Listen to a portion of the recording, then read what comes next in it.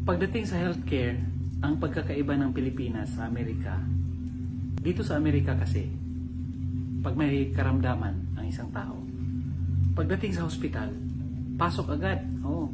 Tapos kung ano yung reklamo mo, gagamutin ka. Kung ano yung mga procedure, mga laboratory na kailangan gawin, gagawin yan. Oh. Walang hihingin sa'yo. Oh. Walang deposit, walang guarantee, o ano pa man. Pagka gumaling ka na, i-discharge ka. O, kung may insurance ka, hingin yung detalye ng insurance mo.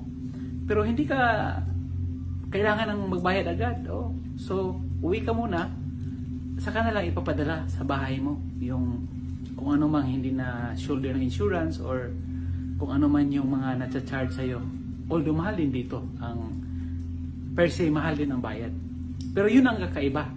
Kasi gagaling ka muna bago ka singilin. Di ba sa atin sa Pilipinas, ang malungkot na katotohanan at ako nasasaktan, lalong-lalo na sa mga mahirap na katulad ko.